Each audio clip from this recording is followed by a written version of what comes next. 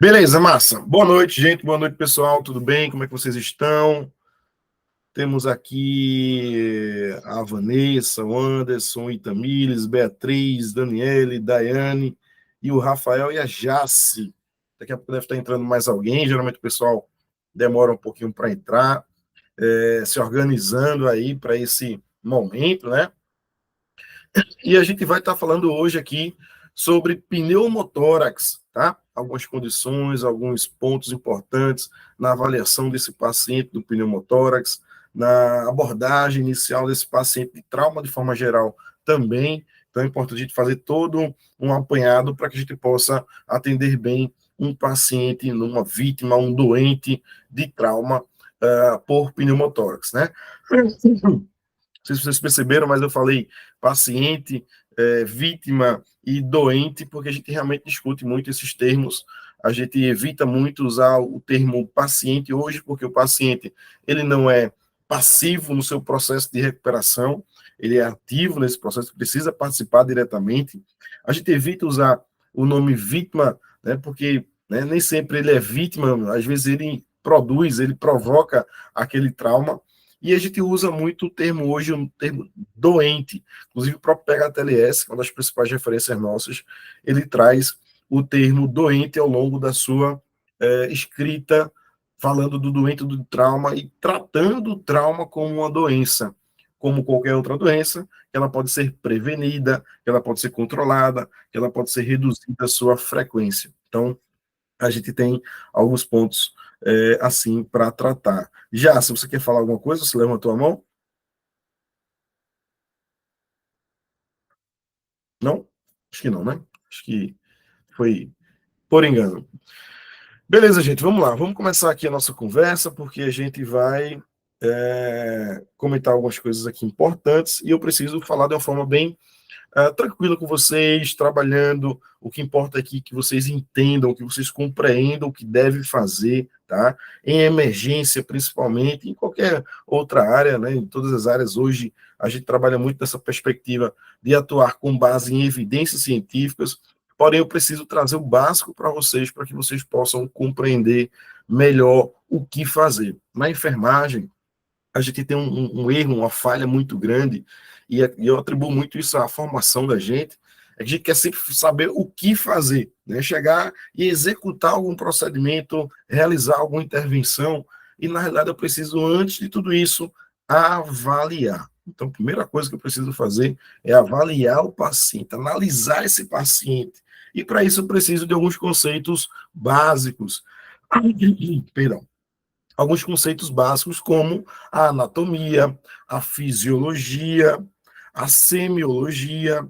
Então, a gente tem que resgatar esses conceitos básicos para que a gente possa executar uma avaliação adequada e, portanto, também uma intervenção muito mais assertiva, que vai impactar muito mais o processo desse paciente, né? Então, eu digo muito isso, muitos alunos de pós-graduação, de graduação, não lembram de conceitos básicos da fisiologia, da anatomia. Então, eu resgato isso na aula, porém, eu reforço da importância da gente, enfermeiro, entender, revisar esses conceitos. Ah, professor, na minha graduação não foi bom, não foi tão legal, sei lá, foi uma época que estava difícil a minha vida pessoal, então me atrapalhei na área, né, básica, mas, ó, vai lá e resgata. Tem muito curso, muita aula na internet, no YouTube, tem livros. Então, vai procurar, resgata esses conteúdos, revisa esses conteúdos para você fazer uma avaliação muito melhor. Na minha prática, enquanto enfermeiro, né, de emergência, principalmente, eu sempre atuei muito utilizando a fisiologia, eu gosto muito, eu acho muito interessante, e principalmente a fisiologia envolvendo o trauma, né? E quando a diferença, quando a gente ia passar aquele paciente, chegava na emergência, na sala vermelha, e passar aquele paciente para a equipe, quando a gente descreve um processo fisiopatológico, quando a gente descreve achados semiológicos de ausculta, de percussão, de palpação, de inspeção, o respeito da equipe que está recebendo aquele paciente é muito maior do que a gente dizer, ó, peguei, como muita gente fala, né? Mas lá eu fiz o protocolo de trauma, e aí às vezes nem sabe qual é o protocolo que está usando, acha que botar prancha e colar é protocolo, nem sempre é. Aí, ó, fiz o protocolo, tá aí, a pressão dele tá isso, saturação tá tanto, e pronto, né? E aí não traz uma descrição, né, do comportamento fisiológico, da evolução fisiológica daquele caso. Então, revisem isso, beleza? Então, o primeiro ponto que eu queria trazer para vocês. Então, eu vou projetar aqui a apresentação para a gente poder iniciar a nossa aula propriamente dita. One moment, please. Boa noite, Camila. Camila é professora da Prodev também, né, Camila? Pois é, Bruno. Boa noite, pessoal. Estou aqui. Hoje eu estou assistindo, né? Esse espetáculo de aula é sempre um aprendizado muito grande ouvir Bruno falar. Minha área de obstetrícia, mas isso tudo que ele falou se aplica demais, né? Para todas as áreas. É isso. É fundamental que a gente utilize com muita propriedade esses termos técnicos para descrever os casos e passar, e a gente é visto diferente mesmo. Perfeito, massa, Camila. Então, quem for fazer obstetrícia aí na Prodev vai ter aula com a professora Camila Jordão. Então, vamos lá, eu vou projetar aqui, tá? E aí eu não vou estar vendo vocês, qualquer coisa vocês avisam que eu interrompo e a gente faz um ajuste aqui do processo, beleza? Massa, então a nossa pauta hoje é o atendimento inicial ao pneumotórax, né, ao doente com quadro de pneumotórax, e para isso a gente vai entender um pouquinho, né, desse contexto, desde a fisiologia, anatomia, até chegar propriamente na intervenção. Me apresentando aqui para quem não me conhece, né? Eu sou enfermeiro, sou especialista em emergência, também sou especialista em gestão de saúde, gestão hospitalar, tenho um mestrado aí na área de biotecnologia, estou como gerente de distrito sanitário na prefeitura do Recife, também sou tutor do curso de medicina, enfim, entre outros cursos, outras atuações aí, tá? Então a gente vai estar falando aqui sobre trauma e é o nosso foco de conversa nas aulas da pós-graduação, né, nos cursos, nas palestras. Então, entender um pouquinho sobre isso. Então, falar de trauma, falar de atendimento pré-hospitalar, falar de atendimento de urgência, né, o primeiro atendimento após um trauma. Eu sempre lembro, e sempre gosto de trazer inicialmente essa frase que é de um dos fundadores do PHTLS, do curso do PHTLS, da formação do PHTLS, que é o Nicholas Sen. Ele diz que o destino do traumatizado está nas mãos de quem faz o primeiro curativo.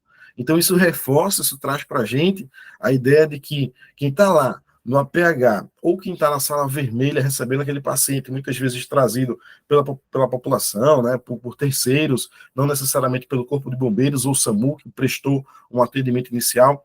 Então, esse profissional que ele está recebendo esse paciente no primeiro atendimento, para realizar o primeiro atendimento, ele é um fator decisivo na progressão desse paciente, né, no prognóstico desse paciente. Então, isso traz à tona a ideia de que a gente precisa estar muito capacitado, muito preparado para poder estar neste ambiente, tá? Recebendo este doente, este paciente, essa vítima, e realizando esse primeiro curativo, tá? Então, o atendimento de um trauma dentro de um hospital, ele começa lá no APH. Então, se você está dentro do hospital, está na sala vermelha, na emergência, ou numa UPA, né, ou no, propriamente no andar bastante da família, que também recebe, em alguns casos, né, mais excepcionais, recebe lá e vai para achar o primeiro atendimento, você precisa ter essa compreensão de que houve um trauma, desse trauma houve uma sequência de alterações fisiopatológicas, e você precisa compreender o estado atual, pensando, inclusive, no futuro, no prognóstico. Eu digo muito isso, eu até brinco nas minhas aulas, e aí quem é da minha idade, ou mais antigo, vai lembrar do Olho de Tandera, lá do Thundercats. E aí eu digo sempre que o enfermeiro ele tem que ter esse olhar, o enfermeiro de emergência precisa ter esse olhar. Ele está atendendo aqui a vítima agora, ele tem um quadro, né, atual, um quadro específico aqui, ele precisa tanto compreender o que aconteceu antes dele chegar e atender esse paciente, e ele precisa entender também que o que o paciente está apresentando aqui agora, ele vai evoluir para alguma coisa. E, para isso, eu preciso enxergar além do que está acontecendo, né? E aí a gente traz, né, a ideia de que a gente tem dois diagnósticos sindrômicos, ou seja, duas situações em que o nosso paciente grave ele vai evoluir. Primeira delas, ele vai evoluir e vai evoluir para a morte, né? Primeira delas é algum estado de choque, tá? E aí, os diversos tipos de choque. Ou ele vai evoluir para alguma insuficiência respiratória. Ou seja, qualquer condição clínica traumática, o que você imaginar, obstétrica, no fim das contas, na pior das hipóteses, ele vai evoluir para algum tipo de choque ou alguma insuficiência ou uma insuficiência respiratória. Então, o que é que isso quer dizer? O que isso traz para a gente? Que o que eu estou avaliando aqui agora, identificando aqui agora, eu preciso projetar isso e mensurar. Será que vai evoluir para um choque, para uma insuficiência respiratória? O que mais importante, o que é que eu posso fazer para frear essa fisiopatologia, para interromper a progressão desses sintomas, desses sinais e interromper a progressão, né, da gravidade desse paciente. Então, eu estou avaliando o paciente aqui agora, eu estou, claro, intervindo aqui agora para evitar a morte dele agora, em muitas situações, inclusive no pneumotórax hipertensivo, é uma das situações que eu preciso atuar rapidamente, senão o paciente morre muito rápido, mas também eu preciso, após intervir naquelas condições muito urgentes, né, eu preciso pensar no que esse paciente pode evoluir e interromper, ou até retardar, ou pelo menos retardar a evolução desse caso, tá? Então, só para a gente introduzir e se conectar nesse ponto em que eu preciso atuar tanto agora, no paciente agora aqui, evitar a morte dele, mas eu preciso também atuar evitando, né, retardando a piora do seu quadro, né, a degradação, a deterioração do quadro desse paciente, né? Então, antes da gente entrar aqui no protocolo do PHTLS, eu gosto sempre de trazer essa reflexão aqui também, que é um pouquinho sobre a diferença entre princípios e preferências.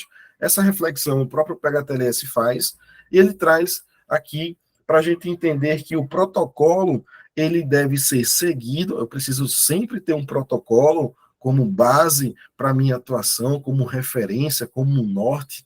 Eu até brinco também na fase, gosto de fazer essas comparações, é como se você tivesse num corredor escuro e você tem uma lanterna na mão, essa lanterna que vai iluminar o caminho para onde você vai seguir. Esse é o protocolo. Mas não necessariamente você precisa seguir ele à risca. Em muitas situações, alguns fatores, ou sempre, né, em toda situação, outros fatores vão interferir sobre como você vai atender esse paciente. Ou seja, eu tenho um protocolo, né, de reanimação cardiopulmonar. Eu tenho um paciente que acabou de cair aqui, desacordado, inconsciente, ele está em parada cardiorrespiratória, acabei de confirmar, fiz os testes, confirmei, e agora eu vou atender. Beleza. Então, o princípio dessa intervenção, o princípio desse atendimento é o quê? É controlar, é reverter essa parada, ou seja, proporcionar o retorno da circulação espontânea, a RCE, né, que a American Heart fala dessa forma.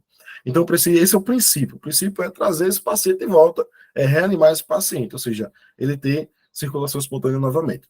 Perfeito. Agora, como eu vou fazer isso, vai depender de vários fatores. Vai depender de vários fatores. Né? Quais? Por exemplo, se eu estou no suporte básico, eu tenho uma gama de procedimentos muito menor do que se eu tiver no suporte avançado. Se eu tenho um AMBU, eu atendo de uma forma. Se eu não tenho o AMBU, eu atendo de outra.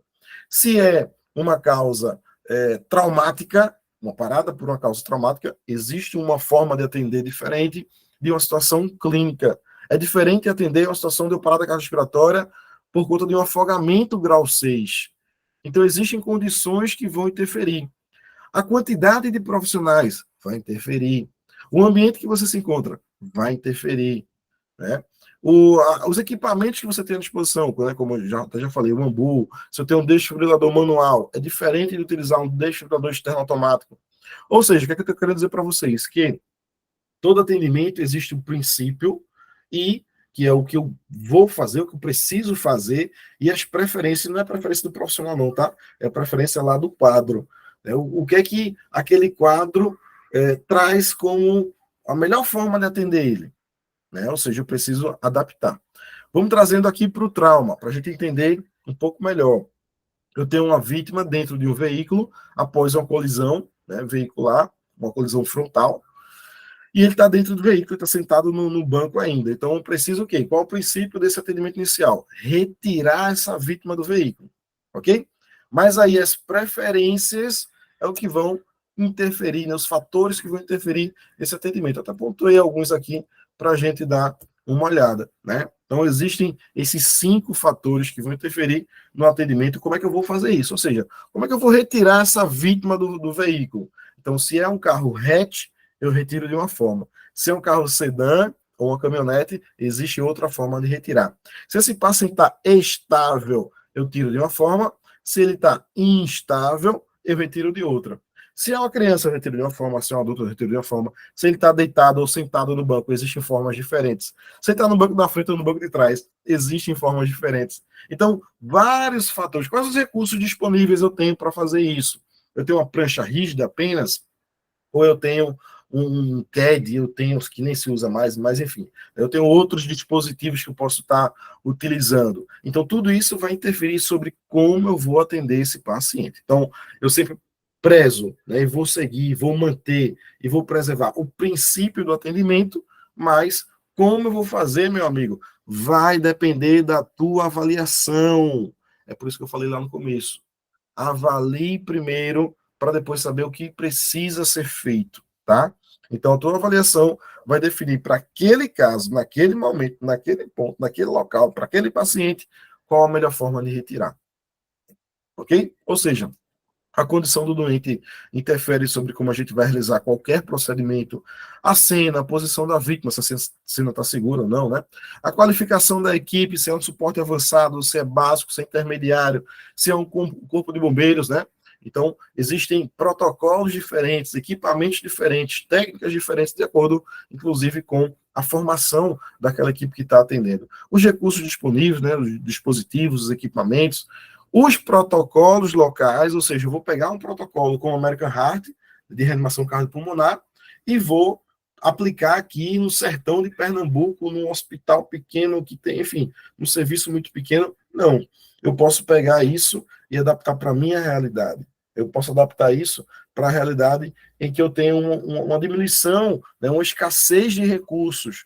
Por exemplo, a gente fala muito, quando trata do APH, da maca vácuo. O melhor, né, o padrão ouro, a melhor forma de retirar uma vítima de um veículo, né, fazer o transporte dessa vítima, enfim. E aí a gente vem para a nossa realidade que não tem isso. Eu não tenho maca a vácuo porque é um dispositivo ainda muito caro no Brasil. Então, eu vou pegar aquele protocolo internacional que diz que é o melhor, o mais adequado, e vou trazer para a minha realidade, né, adaptando para a minha realidade.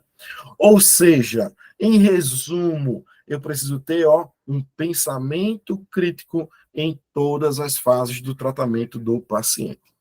Ou seja, não é cabresto, né? O cavalinho lá, o jumentinho, que vai lá no cabresto e vai andando sempre naquela direção que ele está vendo ali. Não, meu amigo, amplie a sua visão, tá? Amplie a sua visão. Então, tenha um pensamento crítico, avalie adequadamente o paciente com calma, com paciência. Tenha esse pensamento crítico e defina qual a melhor forma de retirar, de realizar, de intervir naquele paciente em específico, tá? Ou seja, resgate a fisiologia, resgate a anatomia, resgate a semiologia, auscute o paciente, faça percussão, faça palpação. É isso que vai fazer a diferença, tá? Não é necessariamente a velocidade, não. Beleza, e qualquer paciente vítima de trauma, né? O paciente vítima, eu misturei, foi tudo agora. Qualquer doente de trauma, a gente vai iniciar o nosso atendimento, claro, garantindo lá a segurança da cena, tá seguro, beleza, agora eu vou abordar esse paciente. Nessa abordagem inicial, eu vou executar a avaliação primária, a famosa avaliação primária, utilizando aí a sequência mnemônica do X, A, B, C, D, E, tá? Então, no X, a gente vai fazer o controle, a identificação e o controle da hemorragia sanguinante, para identificar aquelas hemorragias mais importantes, mais agressivas, aquela que você bate o olho no paciente antes de chegar muitas vezes próximo a ele, você já está vendo que tem ali uma grande quantidade de sangue, que tem uma roupa encharcada de sangue, que tem sangue jorrando de uma ferida. Então, essa hemorragia, ela precisa ser prioridade no seu atendimento, o seu devido controle. Tá? E a gente tem várias técnicas de controle, vocês já devem, né, ter ouvido falar muito sobre isso. A gente tem a pressão direta, tem o uso do torniquete, se for em membros superiores ou inferiores. A gente tem o preenchimento da ferida com gás ou com gás hemostática, ou até com atadura, dependendo da situação que você se encontra, dos recursos que você tem. Nas lesões mais profundas, eu faço o preenchimento da lesão. Então, existem algumas técnicas específicas para a gente fazer o controle dessa hemorragia. Ou seja, eu só vou avaliar o A, que é a abertura de vias aéreas, mais o controle da cervical, por se tratar de trauma, depois que eu corrigir, depois que eu controlar o X, a hemorragia exsanguinante. Beleza?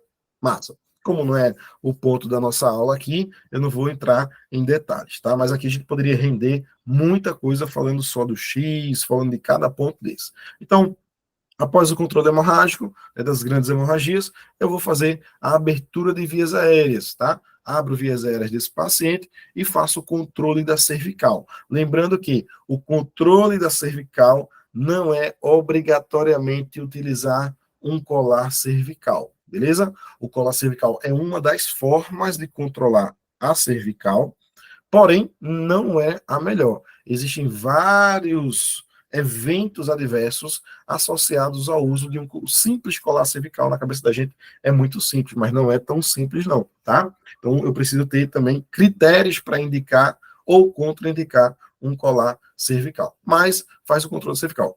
Tá, professor, mas e qual a melhor forma de controlar a cervical? É com as nossas, mãozinhas, beleza? Controle manual da coluna cervical é a melhor forma, a mais eficaz. Beleza. Abri vias aéreas, controlei cervical, agora eu vou avaliar a respiração. Basicamente, aqui entre nós, se o paciente, se a vítima respira ou não respira. Beleza?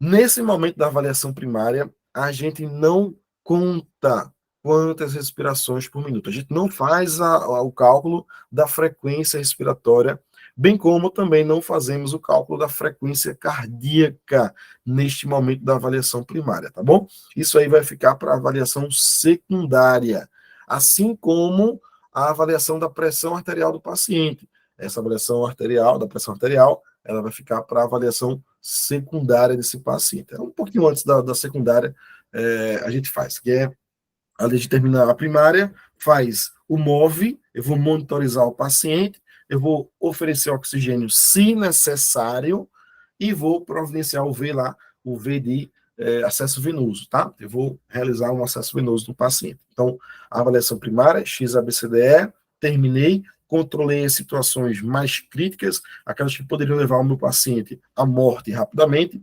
faço o MOVE, monitorizo, ou seja, monitorização cardioscópica, pressão arterial, se o paciente estiver inconsciente ou com redução do nível de consciência, é interessante fazer o nosso bom e velho HGT, o teste da glicemia capilar, tá? Faço também monitorização com oximetria, o O do MOVE é oximetria, se necessário eu forneço oxigênio suplementar, ok? E o V, acesso venoso, tá? No trauma, esquece essa história de precisar fazer, de achar que é obrigatório fazer 2 acessos venosos no paciente, tá? Não precisa, inclusive, se ele tiver no estado hemorrágico avançado, tá? Não precisa. O próprio PHTLS traz isso, você precisa fazer um acesso venoso bom e acabou-se, tá? E acabou-se. Lembre-se que quanto menos intervenções a gente fizer no paciente, menor o risco de infecção para esse paciente, tá? Agora, professor, é proibido fazer? Não, não é proibido, tá? Se você quiser fazer, faça. O que acontece? Quem trabalha na prática sabe disso.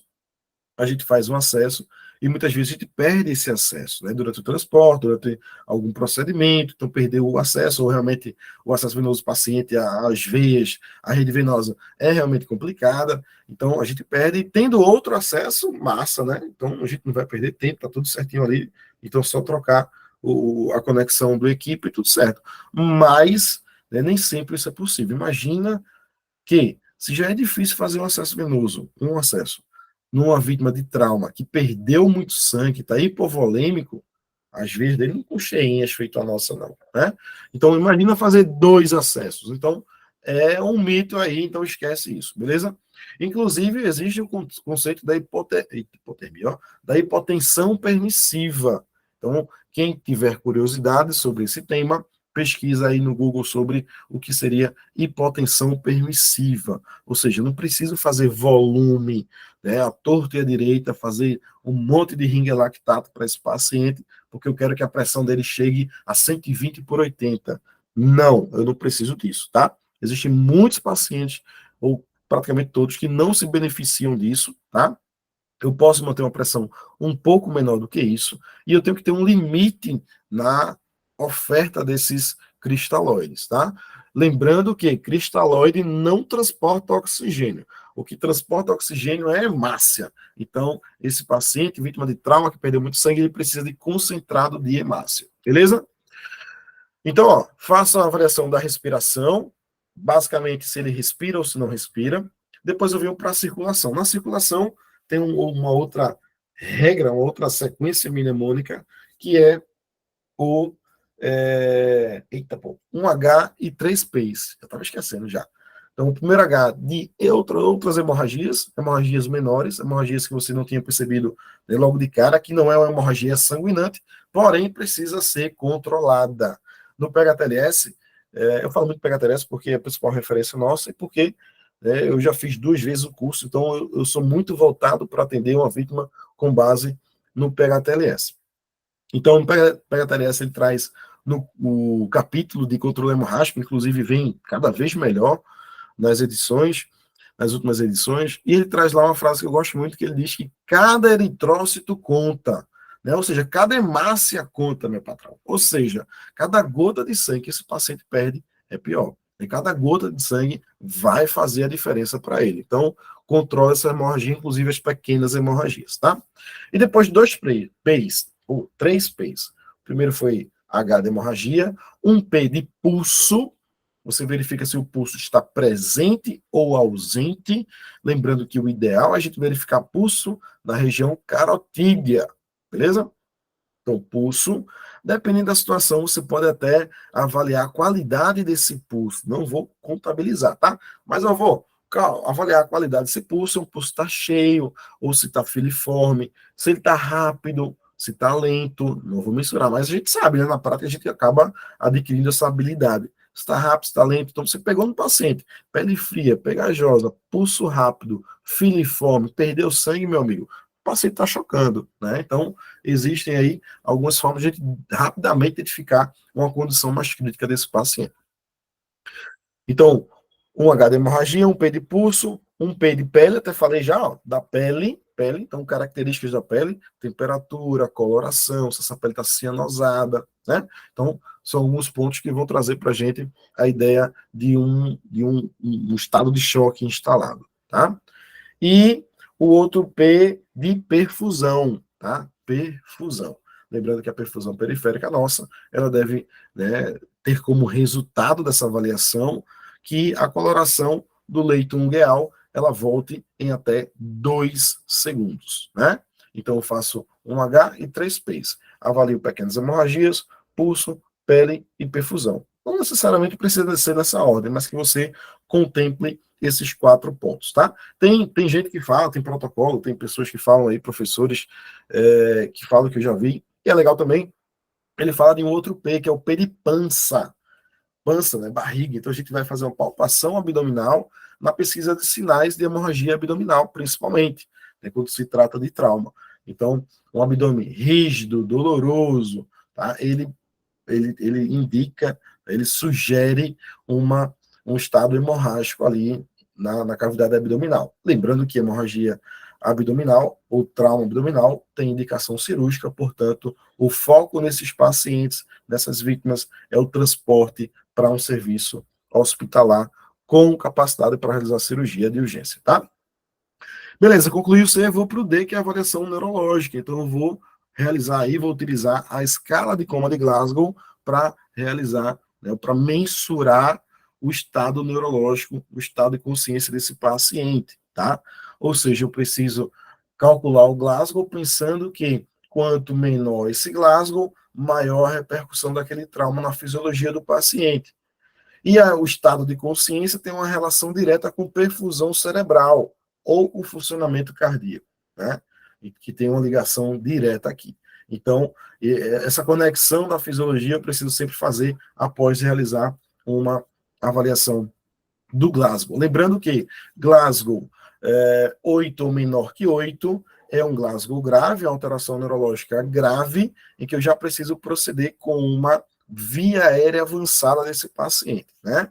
Então, eu preciso intubar esse paciente, intubação orotraqueal, ou nós, enfermeiros, podemos, né, e temos respaldo legal, para utilizar uma máscara laríngea. Nas minhas aulas eu falo muito da máscara laríngea, defendo muito que a gente se qualifique cada vez mais, porque eu conheço muitos enfermeiros que sequer tocaram na máscara laríngea durante a sua vida profissional, né? Então, eu vou lá, ó, Glasgow 8 menor que 8, mesmo que o paciente ainda esteja respondendo de alguma forma, esteja mais ou menos consciente por ali, você providencia uma via aérea avançada, mesmo que não seja uma via aérea definitiva, né?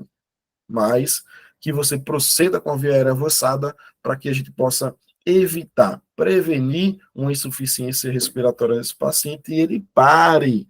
Porque quando o paciente tem uma parada cardiorrespiratória, vocês sabem muito melhor do que eu, né, que é muito difícil a gente reverter, tá? A taxa de reversão ela é muito baixa ainda, infelizmente.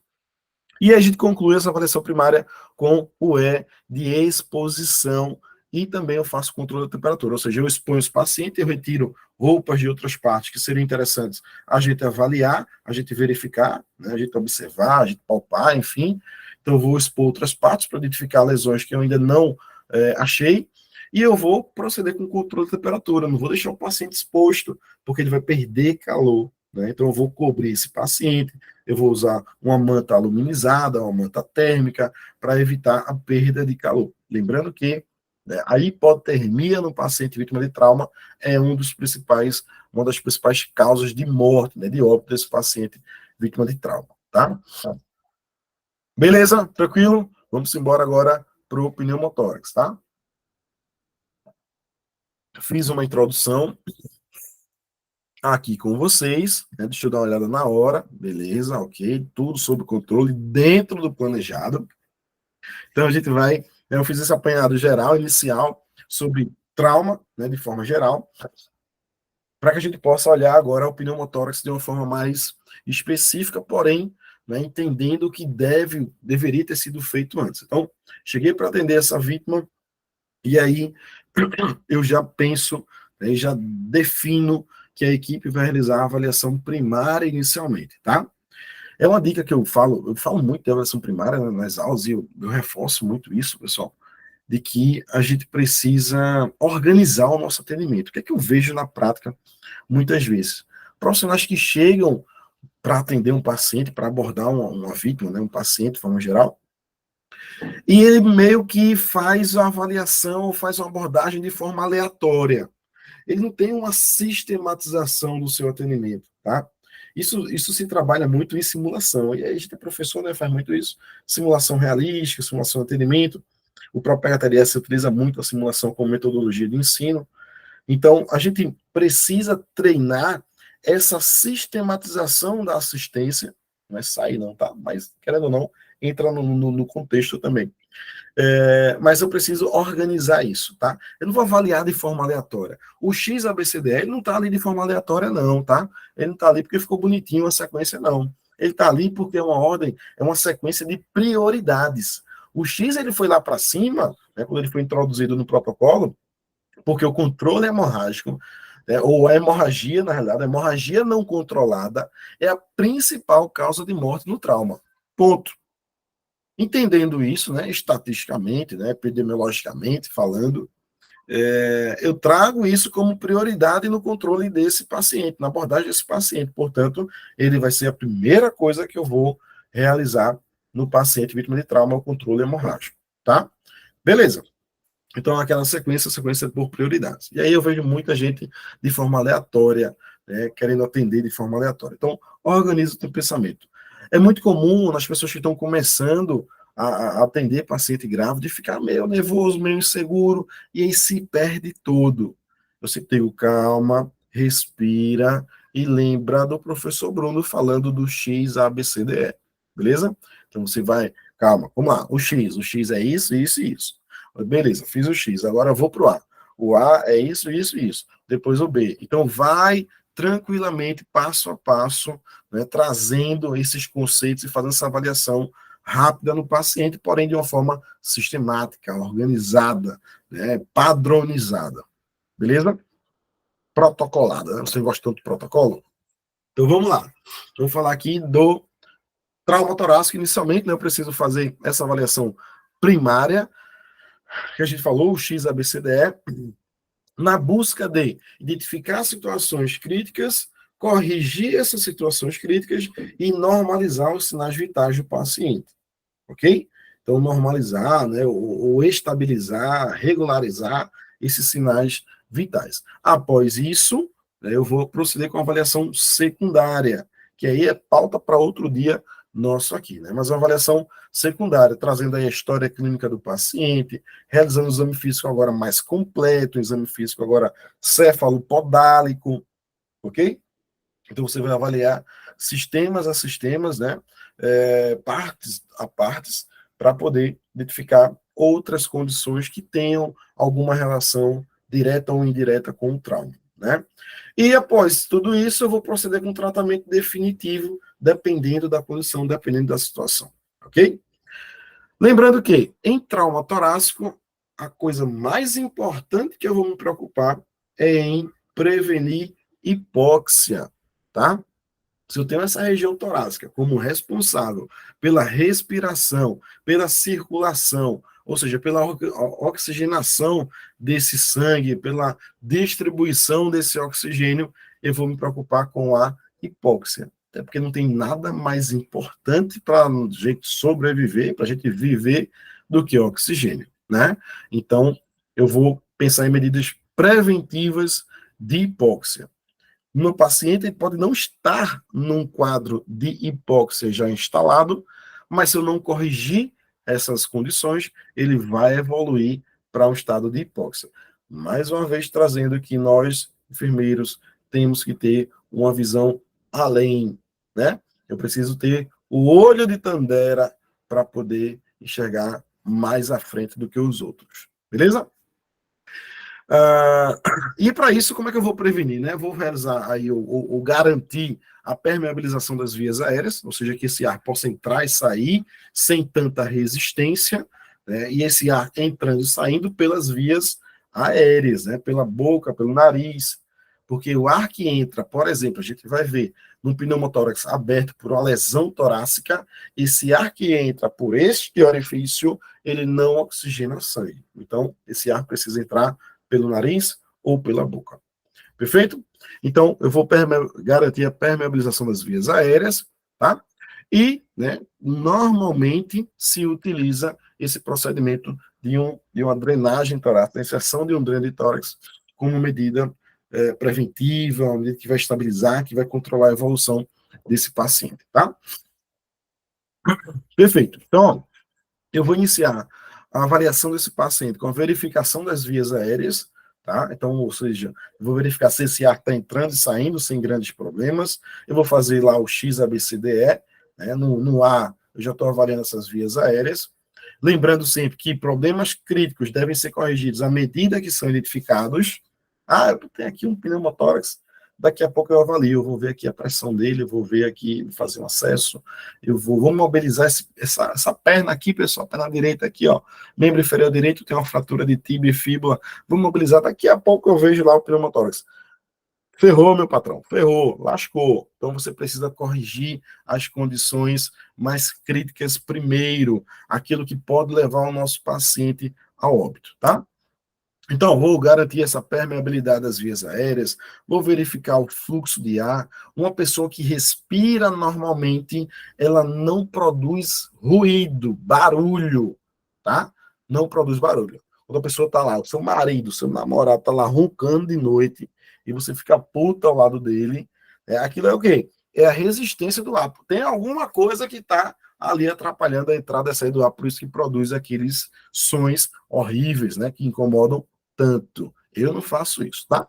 Então, a gente vai, ouvir os movimentos do ar, ok? Eu vou inspecionar a orofaringe e vou observar se existem ali contrações musculares intercostais, supraclaviculares, que demonstram aí algum tipo de sofrimento respiratório, de insuficiência respiratória, ok? Então, um, um achado interessante do trauma torácico é que quando a gente tem deslocamento da cabeça da clavícula, né, ela pressiona essa área aqui da traqueia e ela pode modificar a voz do paciente, tá? Então, a própria voz do paciente pode demonstrar algum tipo de obstrução, de semi-obstrução nesse fluxo de ar e, portanto, eu preciso escutar o paciente, até estimular ele a falar de alguma forma para também entender se ele consegue respirar adequadamente, até porque a gente só fala lá porque respira, né? Massa.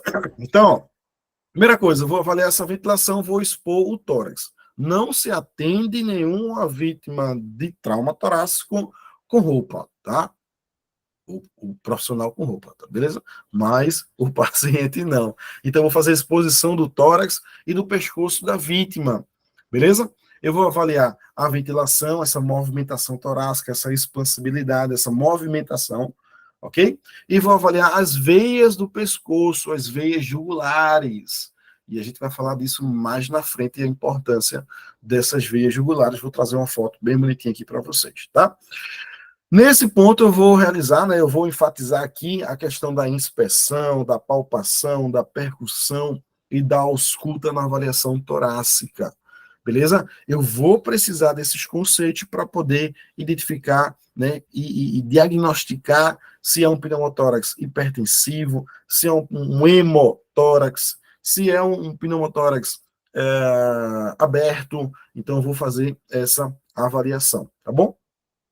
Lembrando que bati o olho no paciente, no tórax do paciente, ele tem movimentos superficiais, aquela respiração de cachorro, associe isso, né, principalmente se tiver uma história, né, uma biomecânica do trauma associada a algum impacto forte no tórax, associe isso a lesões torácicas ou até a já a instalação de um quadro de hipóxia. Beleza? E aí um ponto importante, alguns profissionais, algumas pessoas querem definir, né, que o paciente ele se encontra no estado de hipóxia se ele apresentar cianose de lábios, né, de extremidades, enfim. Mas lembrando que cianose é um sinal tardio de hipóxia. O paciente desenvolve a hipóxia primeiro e com a evolução dessa hipóxia, ou seja, com a diminuição do oxigênio, aumento do CO2, tá? E aí, então, diminuição do pH do sangue, ele vai ficando mais azulado, né? Então, eu vou encontrar aí uma cianose. Mas lembrando que essa hipóxia, ela é um processo anterior à cianose. Então, não espere necessariamente correlacionar esses dois achados, tá? Falei do pescoço por conta disso aqui, né? O chamado engurgitamento das veias do pescoço. Tá? As veias do pescoço, pessoal, elas trazem o sangue que foi utilizado aqui pela nossa cabeça, nosso cérebro e tal. Isso sangue foi utilizado e ele está voltando para entrar no tórax, ó, e ir lá para o coração vai mandar para os pulmões para reoxigenar esse sangue. Beleza? Tanto é que a gente faz um acesso jugular, né? De cima para baixo, né? De cima para baixo. Por quê? Porque eu estou pegando aí o fluxo sanguíneo. Olha que coisa maravilhosa anatômica, né? PhD em anatomia por conta dessa informação. Ó, então, quando você olha para o pescoço do paciente, esse paciente tem uma história de trauma, de impacto, de alguma lesão torácica, e ele tem esse engurgitamento de veias do pescoço, eu vou associar isso a um aumento da pressão venosa do paciente e também a um aumento da pressão intratorácica, ou seja, está tendo mais resistência para esse sangue entrar na cavidade torácica, tem mais resistência, e por isso ele começa a se acumular, né? É como se fosse um congestionamento de veículos que eles não estão entrando, né? O trânsito não está permitindo aqui. Então, eles começam a congestionar. E aí eu tenho a jugular nesta apresentação. Lembrando que uma vítima que tem um pneumotórax hipertensivo, que deveria apresentar um engurgitamento de veias do pescoço, porém, associado a isso, ele tem hipovolemia, ou seja, ele perdeu muito sangue, provavelmente, né, talvez, ele não gere engurgitamento das veias do pescoço, ok? Então, preciso ter um volume sanguíneo adequado, ok? E o pneumotórax para ele apresentar esse engurgitamento das veias do pescoço. Beleza?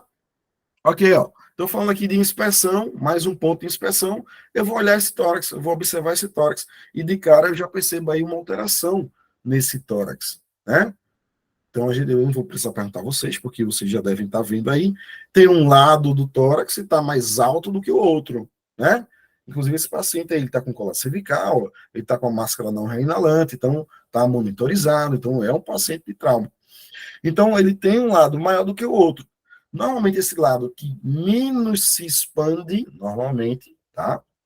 Ele é o lado acometido, é o lado lesionado, ok? Existe alguma lesão ali que está impedindo essa expansibilidade torácica, né? Esse aumento do volume pulmonar, ok? Então, nesse caso aqui, é o lado direito do paciente que ele tem um pneumotórax. Eu cortei aqui a imagem, né, do lado, mas aqui tem uma pessoa que está fazendo, está providenciando, está iniciando uma drenagem torácica, tá? Então, eu cortei já para não ajudar tanto na aula, eu sempre pergunto o que é que vocês estão vendo aí diferente, tá? Para a gente discutir a inspeção. Lembrando que eu estou vendo aqui, estou fazendo aqui uma inspeção tangencial, né? Tangencial. Frontal, eu estou de frente para o tórax do paciente, tangencial quando eu estou olhando, ó, de lado, né? Ou de baixo para cima, enfim.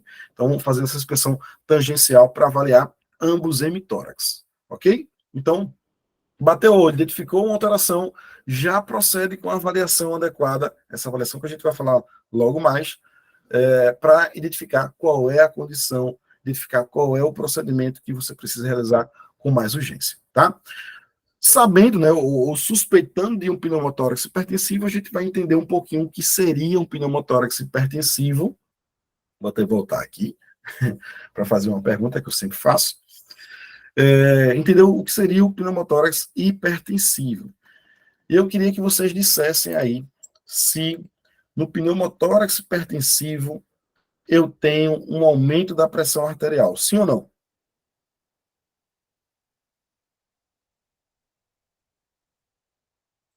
que é que vocês acham? A pressão arterial no pneumotórax hipertensivo, ela está elevada?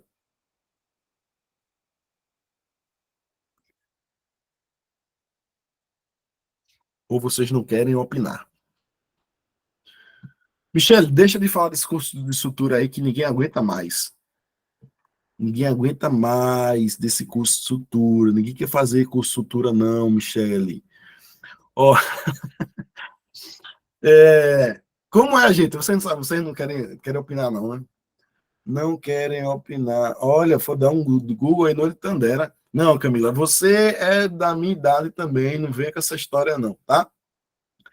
Não venha com essa história. E o F, ó, Ranuzi tá executando o olho de Tandera, tá olhando o F do XABCDF, tá? Ó, o F, ele não saiu ainda, não foi publicado ainda, então calma, calabreso, tá? O F é de Further Factors, né? Saiu aí um spoiler, uma foto da discussão lá do simpósio do ATLS, que é a base do PHTLS, e nessa discussão saiu o F, né? O F de Further Factors, inclusive, né, entrando aí em outros fatores que vão interferir na minha avaliação desse paciente. O F é se o paciente é geriátrico, se é obstétrico, se é uma criança, enfim. Então, outros fatores que vão interferir na avaliação desse paciente. Porém, eu acho isso uma baboseira, porque é óbvio que se eu estou avaliando uma criança vítima de trauma, eu estou levando em consideração que ela é uma criança e sua fisiologia é diferente. Se eu estou avaliando uma gestante lá, né, Camila, que sofreu um trauma, uma queda de moto, uma colisão veicular. Óbvio que eu vou avaliar ela levando em consideração que ela tem alterações fisiológicas decorrentes da gestação. Então, é interessante a gente pensar nisso. Porém, né, talvez as pessoas levem muito a sério o protocolo ao pé da letra e não se atentem a esses pontos. Teve mais diferença aí, Ranúzia.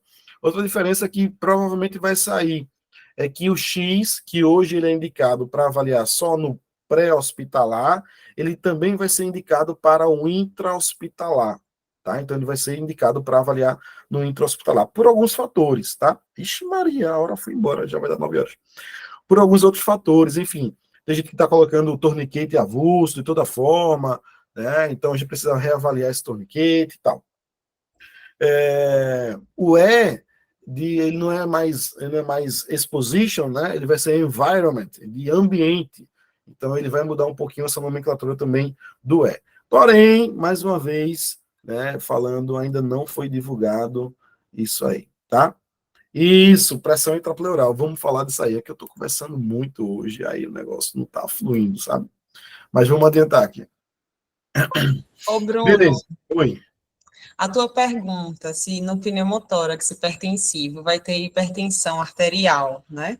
Isso. Estava aqui pensando sobre isso. Se o pulmão vai estar sob maior pressão, então o retorno de sangue para ele, vindo do corpo em si, né, vai ser menor para ele fazer a troca gasosa, e aí, consequentemente, vai menos sangue para a grande circulação. E Ou aí, isso seja, seria, na verdade, uma queda de pressão arterial por conta da diminuição do débito cardíaco, é isso? perfeito. Olha, vocês acabaram de presenciar o resultado de uma pessoa, de um profissional que entende fisiologia, né? A verdade é essa. Justamente, Camila, né? Justamente. Veja, se eu tenho menos sangue chegando nessa cavidade torácica para que ele seja distribuído, lembre-se que quanto menos sangue na circulação, menor a pressão arterial. Esse hipertensivo do pneumotórax, eu sempre faço essa pegadinha na turma, Camila, e o pessoal, não, a pressão tá elevada. Porque sempre associa hipertensão a hipertensão arterial. E aí, no hipertensivo, no pneumotórax hipertensivo, é o contrário.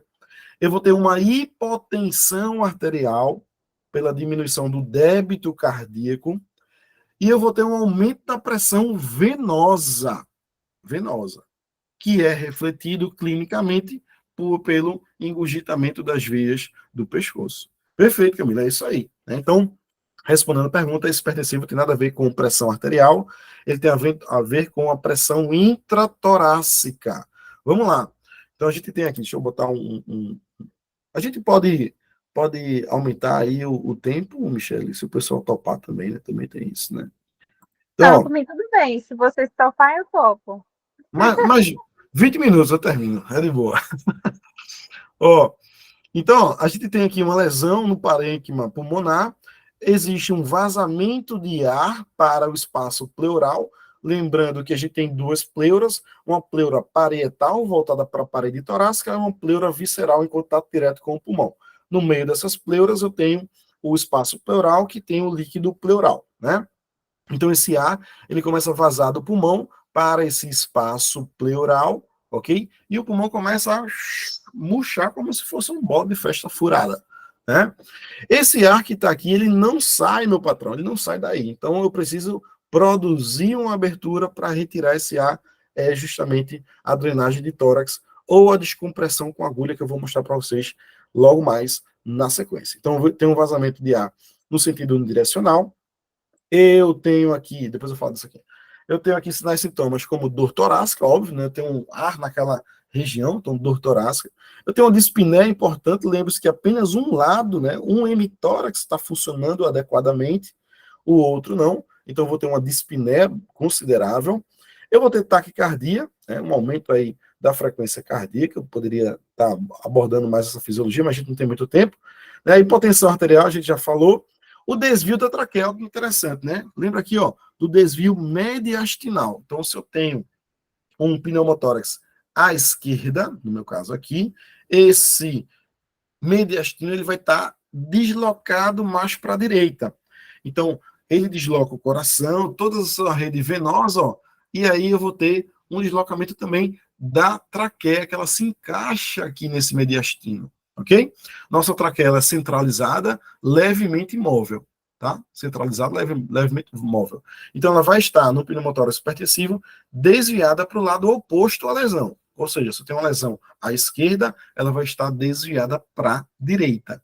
É um desvio discreto, tá? Não é uma curva enorme, não, tá, gente? Mas é um desvio discreto. Se eu tenho uma lesão à direita, ela vai estar levemente desviada para a esquerda. Então, desvio da traqueia é também que é um sinal aí do pneumotórax hipertensivo. Se eu for auscultar esses pulmões, lembrando que a ausculta de órgãos pares eu comparo um lado com o outro, um dos lados não vai ter som, ou seja, eu vou ter uma ausência unilateral de murmúrios vesiculares. Nesse caso aqui do nosso paciente em tela, do lado direito, né? Vou ter uma distensão venosa, já falo sobre isso. Posso apresentar uma cianose, se for aí depois de um certo tempo, e aí varia esse tempo, não tem um tempo adequado, vai variar de acordo principalmente com a diminuição do volume sanguíneo, ou com a diminuição dessa oxigenação, né, a intensidade dessa diminuição da oxigenação. E quando eu for palpar esse tórax, eu vou identificar aí um som timpânico, beleza? Som timpânico bem evidente. Lembrando que ele tem muito ar naquela cavidade, então ele vai estar timpânico. Beleza? Então são alguns sinais e sintomas que eu preciso avaliar para identificar o que é e saber o que fazer. Ok? O que é que eu vou fazer? Identifiquei que é um pneumotórax hipertensivo, eu vou fazer uma descompressão imediata, descompressão rápida. Essa descompressão é aquele procedimento que eu vou fazer para salvar a vida do paciente. Então, vou pegar o bom e velho Gelco 14, Brasil, né? Brasil.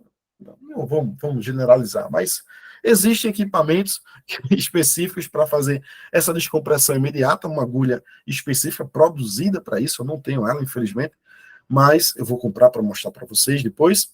E a gente faz a introdução, né, no quinto espaço intercostal, na linha axilar anterior ou entre a axilar anterior e a axilar média. Então, lembra lá das linhas de referência do tórax da gente também, tá? Então, no quinto espaço intercostal.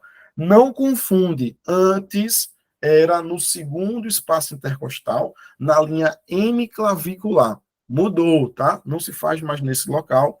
O último ATLS indica no quinto espaço intercostal, o mesmo lugar que se faz a drenagem de tórax, tá? Essa descompressão imediata, pessoal, nós enfermeiros podemos executar, beleza? É um procedimento utilizado no risco iminente de morte e nós temos uma portaria, não lembro agora, uma resolução, desculpa, eu não lembro agora o número dela, mas existe uma resolução que fala em procedimentos avançados na enfermagem e ela está contemplada, assim como a desfibrilação manual, tá? Então, eu vou realizar a descompressão. Então, eu vou pegar o gelco, né? Introduzo o gelco 90 graus no tórax, no quinto espaço intercostal, beleza? Introduzo ele todo até o finalzinho e retiro, óbvio, o guia, né? A agulha, deixo só o látex lá. Isso aí vai produzir o quê? Uma abertura no tórax para que esse ar saia. Então, cada vez que o paciente respirar, esse ar vai saindo aos poucos e ele vai melhorando o seu padrão respiratório, tá? Eu vou retardando a evolução desse quadro. Porém, o tratamento definitivo não é essa descompressão imediata, é a drenagem de tórax, beleza? Que nós enfermeiros não fazemos, mas a gente vai auxiliar, a gente vai ajudar lá no procedimento para que o paciente tenha o seu tratamento definitivo realizado, ok? Massa. Pensando um pouquinho, estou acelerando aqui, estou em 1,5x. Pensando um pouquinho aqui no pneumotórax aberto, esquece o hipertensivo não tem uma abertura nenhuma no tórax. Por isso que eu precisei produzir uma abertura no tórax, tá? Agora tem um pneumotórax aberto, uma facada, um tiro, algum objeto penetrante no tórax, e eu tenho uma abertura nesse tórax, em que essa abertura, o ar está entrando e saindo por ela. Quando o paciente inspira, entra um pouquinho de ar por aqui, mas entra ar também pelo orifício, né? Quando ele expira, também sai ar por aqui. É por isso que a gente fala que isso é uma ferida torácica aspirativa. Eu consigo identificar isso na prática quando eu olho para a ferida e ela está borbulhando. Normalmente borbulha, aquele sangue ali naquela lesão, ele borbulha, produz algumas bolhas e isso demonstra que o ar está entrando e saindo por aquele tórax, tá? Isso aí vai levar a uma hipóxia, a uma hipercapnia, né? Então, diminuição do oxigênio, aumento do CO2. E o que é que eu preciso fazer? O famoso, né, o bom e velho curativo de 3 pontas. Também, para os mais íntimos, o selo torácico de Escherman, que é esse bonitinho aqui, ó. Eu tenho um aqui para vocês, que eu sempre levo para as minhas aulas, tá? É uma embalagem aqui, e tem uma gaze, vem com a gaze. Eu preciso o quê? Limpar aquele tórax, retirar suor, né, retirar excesso de sangue, outras sujidades, e eu tenho aqui o selo torácico, tá? Ele é um adesivo, né? Então, um adesivo aqui, ó. Um adesivo, que eu não vou abrir para não perder, né? Com vocês aí, enfim. E aí, ó, eu tenho uma cola bem legal, então ela fixa bem, diferente de um esparadrapo que a gente coloca, um micropore, né, que se o paciente estiver suando muito, lembrando que o paciente com choque, ele tem sudorese, então isso pode atrapalhar na fixação do curativo de 3 pontas. Aqui não, aqui eu tenho uma fixação muito melhor, tá? E ele tem, não sei se está dando para ver aí, 3 saídas de ar, tá? 3 saídas de ar, eu botei outra foto aqui para vocês visualizarem melhor, né? Então tem aqui, ó, esse curativo é parecido com o que eu tenho aqui em mão. É igual, não é parecido não, é igual, só é outra marca. E aqui é aplicado num tórax, tá? Aplicado num tórax, eu tenho uma lesão aqui, né, uma lesão perfurante, né, uma lesão profunda aqui, e foi colocado no meio, ó, em cima, e o ar está saindo por estes canais aqui, né? Então, quando ele inspira, este selo torácico veda, fazendo com que o ar entre pelo nariz ou pela boca, que aí é o ar que oxigena sangue. Quando ele expira, essa partezinha eleva um pouquinho e o ar sai por estes, né, esses braços aqui, ok? Então é um selo torácico, beleza? Ele é o mais indicado, mas infelizmente a gente não tem em todos os serviços, não. Não tendo, não se preocupe, pega lá uma embalagem de gaze, tem a parte do papelzinho, né? O lado do papelzinho e tem um lado do plástico transparente. Pega aquele plástico transparente, coloca acima da lesão e faz a fixação de 3 lados, tá? Fixação de 3 lados para que a gente tenha o controle dessa inspiração e dessa expiração. Lembrando que pneumotórax aberto, o seu tratamento definitivo é cirúrgico, então preciso ter prioridade aí no transporte dessa vítima para um hospital que possa realizar uma cirurgia, ok? Aqui só mostrando um esquema, mas vocês já conseguem imaginar isso aí tranquilamente. Eu tenho uma abertura no tórax aqui, então o ar ele está entrando, ocupando esse espaço que antes era do pulmão. O pulmão vai, né, murchando, porque não tem mais espaço para ele, e na expiração ele entra, na expiração esse ar sai. Então é um pneumotórax, ó, uma ferida aspirativa, uma ferida valvulada, ok? Então isso aqui traz um impacto muito grande para o paciente. Então a gente faz o curativo 3 pontas, permitindo apenas que esse ar saia e não entre mais ar. O ar vai saindo e esse pulmão vai voltando a ter espaço para respirar, para ventilar, ok? Beleza. Lembrando, né, sempre caminhando aqui para a nossa finalização, lembrando também de outros traumas, a gente tem um hemotórax, que eu não trouxe para vocês, que, óbvio, não é pneumotórax, pneumo é a entrada do ar, o acúmulo de ar no espaço pleural, o hemotórax é o acúmulo de sangue, tem uma fisiologia parecida, porém você associa os sinais de pneumotórax, né, alguns, né, principais, com os sinais de choque. Já que eu tenho um acúmulo de sangue ali, eu tive uma perda sanguínea, então eu tenho sinais de choque também associados. Não vai entrar em detalhes aqui, não. Mas aí, lembrando e reforçando, a gente sempre aprende trauma nas caixinhas, trauma torácico, trauma crânioencefálico, trauma abdominal. Porém, o nosso paciente, né, lá da rua, aquele que estava lá em cima da moto e tomou suas cachaças, e quando a gente vai lá atender, ele tem mais de um trauma. Eu tenho ali uma vítima com TCE, uma vítima com trauma raquimedular, ou vértebro medular, como se fala hoje, uma fratura pélvica associada, uma trauma abdominal, porque outro carro ali atrás passou por cima do abdômen dele, aquela bagaceira, ou seja, entenda que os traumas e, obviamente, a fisiologia, ela se correlaciona. Então, eu aprendo a fisiologia, o padrão de um determinado trauma, mas quando eu tenho vários, eu preciso fazer essa avaliação, ó, crítica, tá? Um raciocínio crítico, avaliar essa fisiologia, avaliar toda essa fisiopatologia, na realidade, para poder reconhecer o que é prioridade para o paciente. Lembre-se disso. Toda vítima, ela tem mais de uma necessidade. A gente vai atuar na sua prioridade. E prioridade só tem uma, tá? Não existe você ter, eu tenho 5 prioridades na minha vida. Não. É uma prioridade. Você tem que definir isso na sua cabeça, tá? Então, para o nosso paciente é a mesma forma, ok? Tem um textinho que eu sempre falo nas minhas aulas também, eu queria mostrar para vocês, está lá no PHTLS. Esse aqui do lado sou eu, para quem não me reconhecer, mas sou eu, dos meus tempos áureos de SAMU. E lá no PHTLS tem um textinho que eu acho muito legal, interessante aqui para o encerramento da nossa semana de enfermagem, né? Dos 3 eventos aqui do PRODEV, alusivos à semana de enfermagem, e fala um pouquinho sobre isso, né? Sobre a gente ter escolhido estar neste tipo de atendimento, neste cenário. Diz que nossos pacientes não nos escolheram, nós escolhemos os nossos pacientes, nós. Poderíamos ter escolhido outra profissão, mas não fizemos. Nós aceitamos a responsabilidade pelo atendimento ao paciente em algumas das piores situações. Ou seja, né, por exemplo, quando estamos cansados ou com frio, quando está chovendo ou de noite, quando não podemos prever quais as condições que iremos encontrar. Nós devemos aceitar essa responsabilidade ou desistir dela. Devemos dar ao nosso paciente o melhor cuidado possível.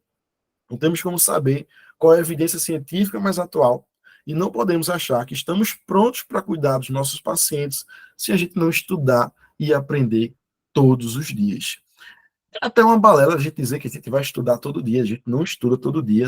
Se alguém consegue, parabéns, eu não consigo. Mas a gente precisa ter um compromisso de sempre estar se atualizando, de sempre estar buscando conhecimentos, sempre estar em ambientes que você possa aprender com pessoas, com equipamentos, com materiais. Então, esse compromisso de atuar com base em evidência científica, com base em protocolos estabelecidos internacionalmente, isso é o que vai fazer a diferença para o nosso paciente. Essa disposição em sempre aprender, sempre ter a mente aberta para poder ser cada dia, cada plantão, cada atendimento melhor. Beleza? Obrigado, me sigam no Instagram, eu tenho um pouco seguidor, estou precisando demais, está difícil a situação. Qualquer dúvida, a gente está aberto aí. E obrigado mais uma vez a PRODEV pelo convite.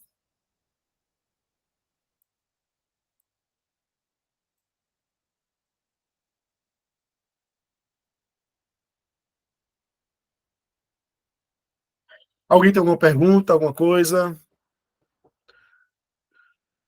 Tudo certo?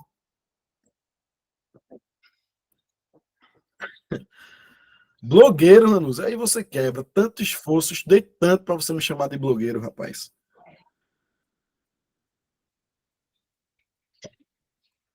Sextou, hora do vinho, hein, Camila?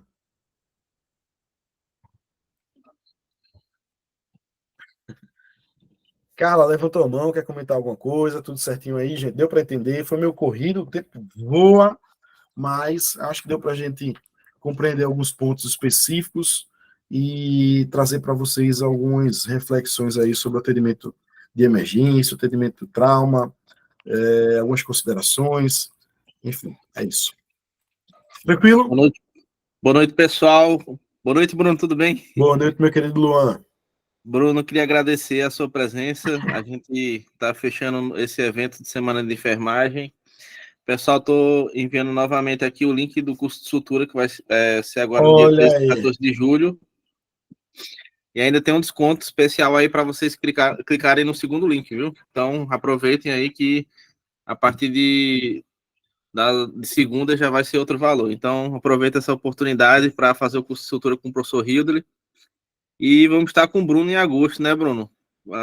Isso. A turma nova vai estar com o Bruno aí no módulo de suporte básico. Então, então, pessoal, muito obrigado a todos. Ficamos à disposição aí no atendimento para garantir o desconto de vocês. E obrigado, Bruno, mais uma vez. Boa noite a todo mundo e até, Valeu, meu querido. Até obrigado, próximos eventos, próximas aulas. Tchau, gente. Um abraço aí para vocês.